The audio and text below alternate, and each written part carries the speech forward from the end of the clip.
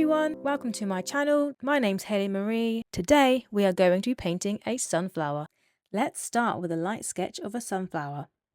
Begin by drawing a circle for the center of the flower. Next, add the petals. Use oval shapes radiating outward from the circle.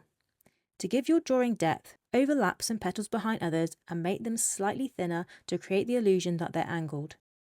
Once the petals are done, draw a stem and add 3 leaves, just as I'm doing here.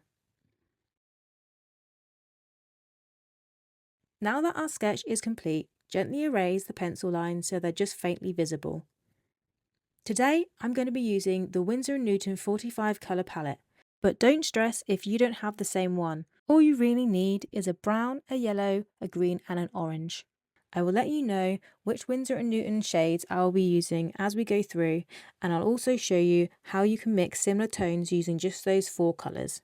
To begin painting, I'm going to be using my oval wash paintbrush from Princeton. Start with a light wash of the sepia brown over the centre of the sunflower. Once that dries, use your yellow or the cadmium yellow to create a base layer for the petals.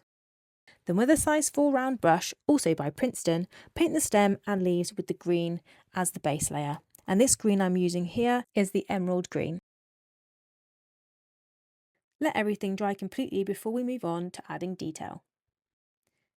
Now you can see I'm painting around the centre of the sunflower using yellow ochre. This colour can be achieved by mixing your brown and your yellow. This is shown in the top left corner. Follow the shape of each petal to create shadowed areas and start adding depth.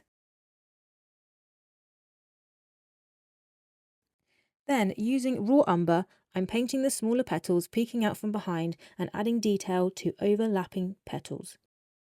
This really helps define each petal and gives a sense of structure.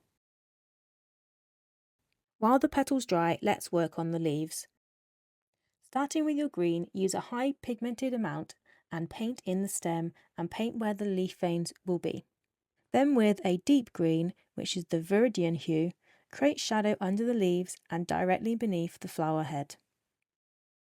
Finally, I use sap green, which is a brighter green, which you can see being mixed up above if you haven't got the sap green, to highlight the leaf edges where light would be naturally reflecting. Now let's go back to the centre of the sunflower with a size 4 round brush. Use the sepia brown to paint a ring around the edge of the centre circle. If you look closely at a sunflower, the head is made up of disc florets, which later develop into sunflower seeds. They are spirally arranged, so we will show this detail through our painting. Sometimes colours like green or yellow are included within the browns, so I've decided to add a little green tone. Moving back to the petals, I'm going to use an orange to brighten the base and make the flower pop, just layering it over areas where we previously painted the yellow ochre and the raw umber. Adding these variations really helps the sunflower to come to life, and it really gives it a bit of warmth. Some petals also have fine lines running through them, so where needed I'll paint a few subtle detail lines to suggest that texture. This process is all about layering, adjusting tones and depth until you're happy with the overall look.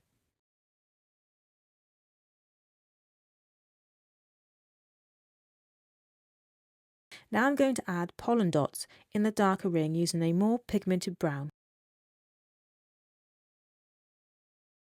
With a light wash of that same brown, I'll dab into the centre, allowing some of the green to still show through. Next, I switch to my Graduate Size 0 brush by Abrami to bring back some details into the leaves, starting with the green at the top of the leaf and a deeper green, the viridian green, along the edges for subtle outlining. And repeat the same process on the other 2 leaves. With that dark viridian green, I have also decided to add more deeper colour to the ends of each leaf, but to allow the colour painted previously to show through, I am going to use a technique called lifting.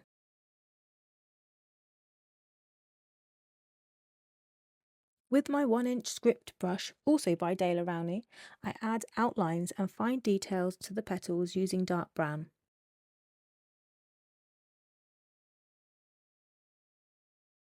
This really sharpens and defines the flower.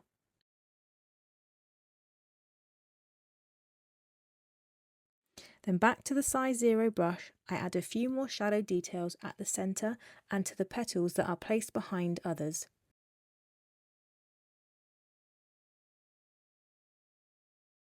Now the outer edge of the sunflower is finished, I can follow along with more shadow, giving the illusion that the petals come forward from the middle.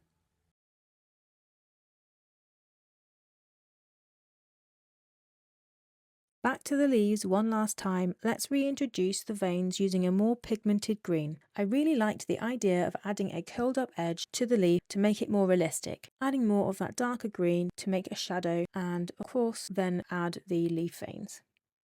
Let's add some watered down green dabs to the pollen. For the final touches in the centre, use a very watered down white gouache or a highly pigmented white watercolor and lightly dab a ring between the green inner section and the dark brown outer ring. This creates a nice highlight between the two. For the last step, go in with a rich pigmented brown and deepen the darkest areas in the centre of the sunflower. And that's it! We are finished! How did your sunflower turn out? Let me know in the comments. I hope you enjoyed this tutorial today. Don't forget to like, subscribe and hit the bell so you don't miss the next tutorial. Thanks so much for watching, and until next time, happy painting!